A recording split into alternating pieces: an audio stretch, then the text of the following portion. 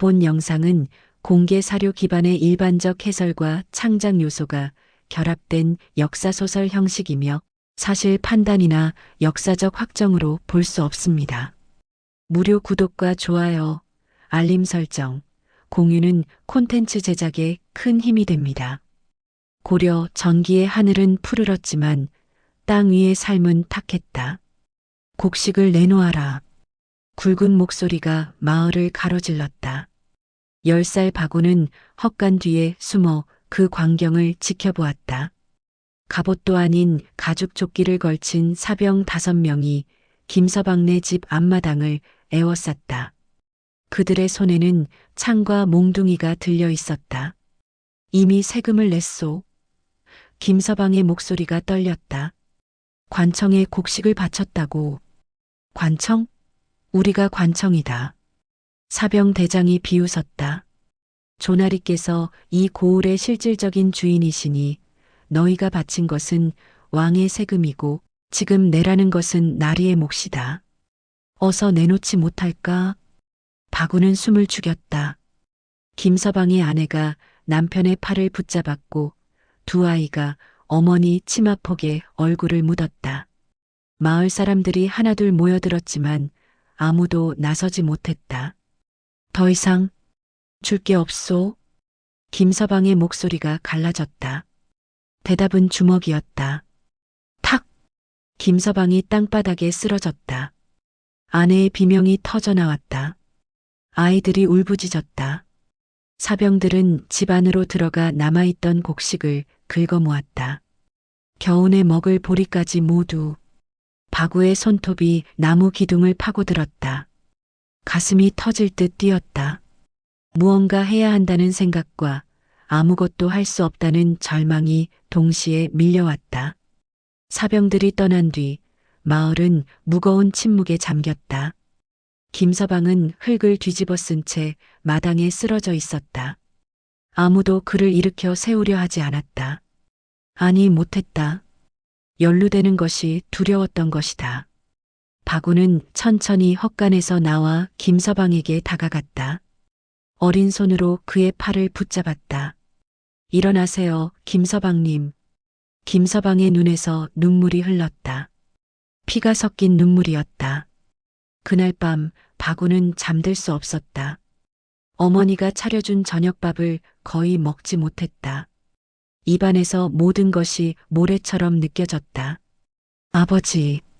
바구가 아버지의 서재문을 두드렸다. 들어오너라. 촛불 아래서 책을 읽고 있던 아버지가 고개를 들었다. 월성 박씨 가문의 선비였지만 이 시대의 선비의 이름은 백성을 지켜주지 못했다. 왜 아무도 김서방님을 돕지 않았습니까? 아버지는 오랫동안 침묵했다. 촛불이 흔들렸다. 우야. 아버지가 아들의 아명을 불렀다. 이 세상에는 두 가지 힘이 있다. 주먹의 힘과 법의 힘이지. 그런데 법이 닿지 않는 곳에서는 주먹만이 살아남는다. 그럼 법을 만들면 되지 않습니까? 법은 있다. 문제는 아버지가 긴 한숨을 내쉬었다. 법을 지키게 할 사람이 없다는 것이다. 바구는 주먹을 꽉 쥐었다. 그럼 제가 그 사람이 되겠습니다. 아버지의 눈빛이 흔들렸다. 10살 아이의 입에서 나온 말이라고 하기엔 너무나 무거운 맹세였다. 우야, 그 길은 험하다. 저는 괜찮습니다. 바구의 목소리는 떨렸지만 단호했다. 김서방님 같은 사람이 또 생기는 걸 그냥 볼 수는 없습니다. 아버지는 아들의 어깨에 손을 얹었다. 그리고 조용히 말했다. 그렇다면 공부해야 한다. 많이, 그리고 깊이. 세월이 흘렀다. 바구는 밤낮으로 책을 읽었다. 경전을 읽고 역사를 읽고 율령을 읽었다. 하지만 그는 단순히 지식을 쌓는 것이 아니었다. 그는 늘 같은 질문을 품고 책을 펼쳤다. 어떻게 하면 백성을 지킬 수 있는가? 15살이 되던 해 바구는 개경으로 향했다. 과거 시험을 보기 위해서였다. 길은 멀었고 여정은 험했다. 하지만 그가 정말 힘들어했던 것은 여정이 아니라 길 위에서 마주친 광경들이었다. 한 마을에서는 빚을 갚지 못해 자식을 팔아야 하는 가족을 보았다. 다른 마을에서는 수령의 횡포에 항의하다 매를 맞아 죽어가는 노인을 보았다.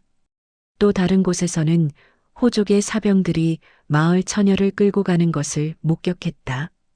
바구는 모든 것을 기억했다. 눈을 감아도 지워지지 않는 장면들이었다.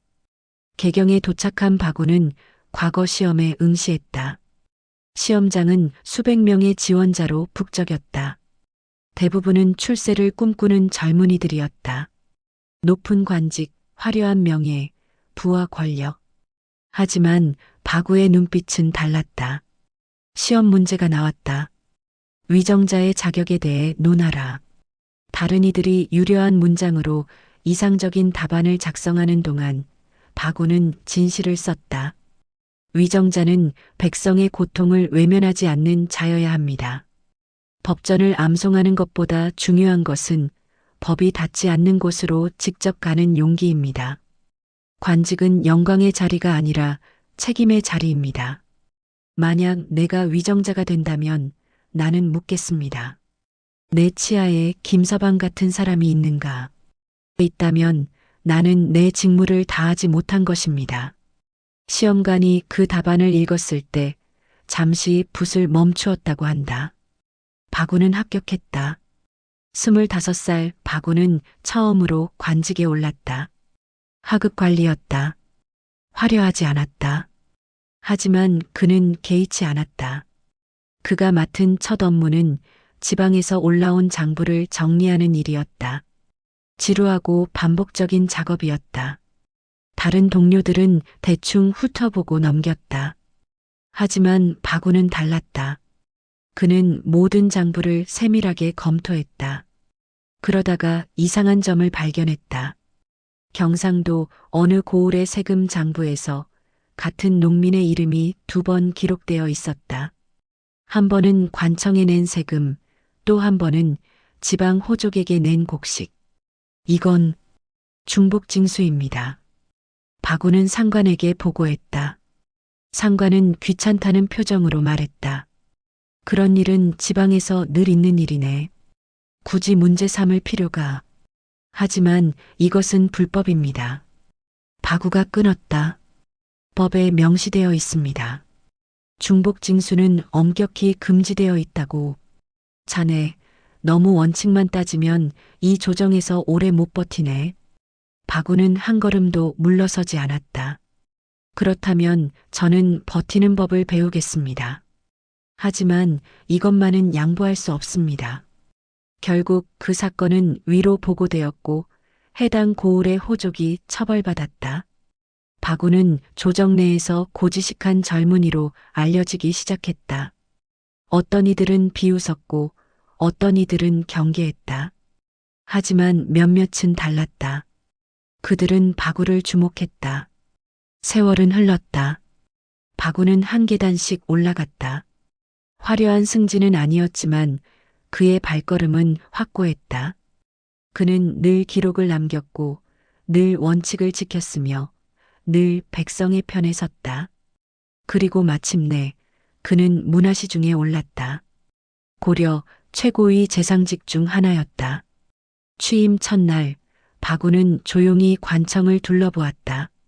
화려한 기둥, 넓은 마루, 권력의 향기가 가득한 공간. 하지만 그는 알고 있었다.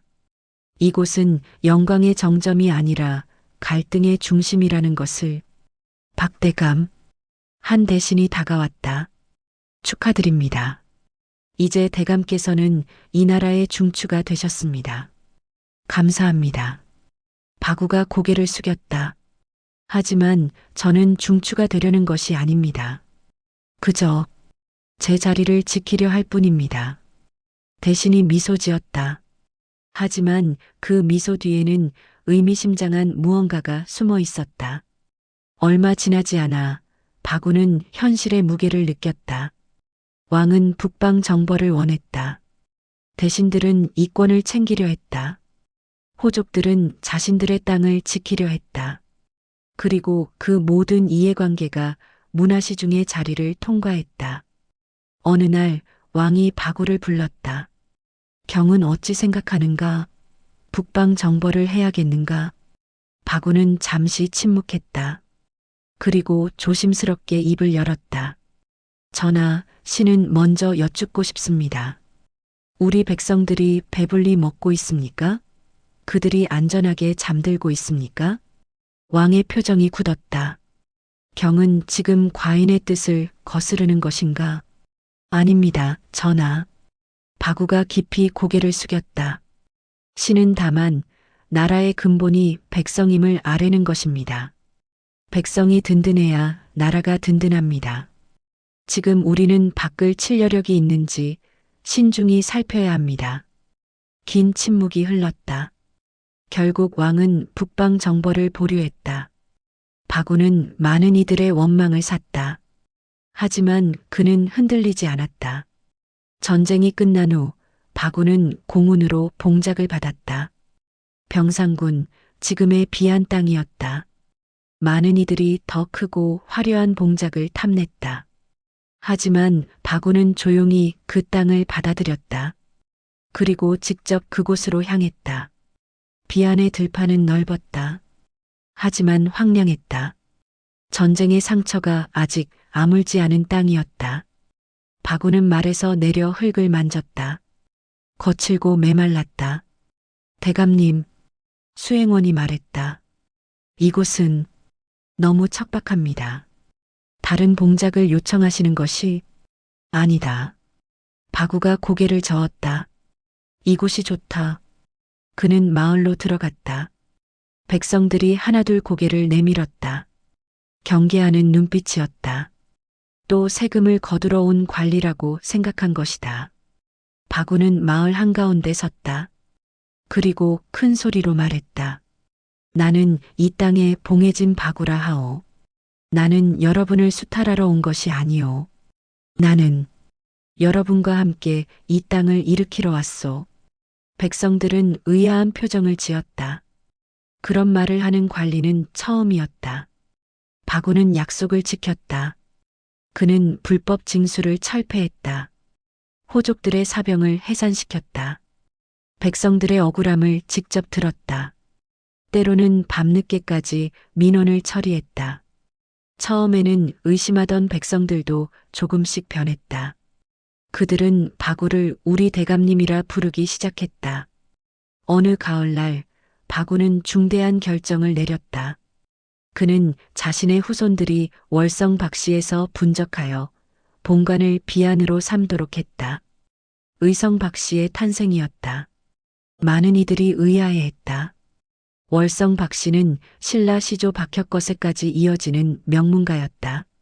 그런 혈통을 버리고 새로운 본관을 세운다는 것은 가문의 크기를 줄이는 선택처럼 보였다.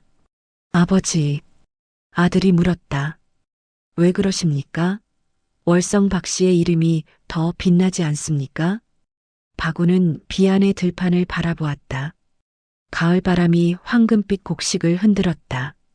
그가 처음 왔을 때는 황량했던 이 땅이 이제는 풍요로워지고 있었다. 아들아, 혈통이 사람을 지키는 것이 아니다. 바구가 조용히 말했다. 사람이 땅을 지키고 땅이 백성을 지킨다. 나는 이 땅에서 도망치지 않을 것이다. 우리 후손도 그래야 한다. 의성 박씨라는 이름은 바로 그 맹세다. 맹세입니까? 그렇다. 이 땅의 질서와 책임을 이 이름으로 감당하겠다는 맹세. 아들은 아버지의 옆에 섰다. 그리고 함께 들판을 바라보았다. 세월은 모든 것을 가져간다. 바구도 늙었다. 백발이 성성해졌고 허리가 굽었다. 더 이상 말을 타고 마을을 순찰할 힘도 없었다. 어느 겨울날 바구는 자리에 누웠다. 자식들이 곁에 모였다. 손자들도 와 있었다. 할아버지, 아프세요? 어린 손자가 물었다. 바구는 미소 지었다. 아프지 않다. 다만 조금 피곤할 뿐이야. 그는 천장을 바라보았다. 그리고 어린 시절이 떠올랐다. 김서방이 맞아 쓰러지던 그날. 헛간 뒤에서 숨죽이며 지켜보던 자신. 그날 밤 아버지에게 했던 질문. 왜 아무도 막지 않았습니까? 박우는 평생 그 질문에 답하려 애썼다. 완벽하게 해결하지는 못했다. 세상은 여전히 불완전했고 억울함은 여전히 존재했다. 하지만 그는 자신의 자리를 끝까지 지켰다. 도망치지 않았다. 타협하지 않았다. 그리고 후손들에게 같은 길을 걸으라는 이름을 남겼다. 박우는 눈을 감았다. 마지막 순간 그는 평화로웠다. 어린 시절의 자신에게 부끄럽지 않은 삶을 살았다고 확신했기 때문이다. 비안의 봄은 언제나처럼 왔다. 박우의 묘 앞에는 후손들이 모였다. 그들은 절을 올리고 제를 지냈다. 그리고 각자의 자리로 돌아갔다. 어떤 이는 관직에 나아갔고 어떤 이는 학문을 닦았다. 어떤 이는 장사를 했고 어떤 이는 농사를 지었다. 하지만 그들 모두는 알고 있었다. 의성박씨라는 이름이 단순한 혈통이 아니라 하나의 책임이라는 것을. 그리고 그 책임의 시작에는 10살 소년이 던진 질문이 있었다는 것을. 왜 아무도 막지 않았습니까? 그 질문은 여전히 메아리친다. 세대를 넘어, 시대를 넘어. 그리고 누군가는 대답해야 한다. 내가 막겠습니다. 그것이 바로 의성박씨가 남긴 것이다. 뿌리를 아는 사람은 흔들리지 않습니다. 의성박씨뿐 아니라 모든 가문이 그 역사를 자부심으로 이어가길 바랍니다. 우리의 뿌리는 기록으로만 존재하는 것이 아니라 지금 우리의 선택과 삶 속에서 계속 이어지고 있습니다. 재밌게 보셨다면 무료 구독, 좋아요, 알림 설정, 공유 다시 한번 정중하게 부탁드립니다.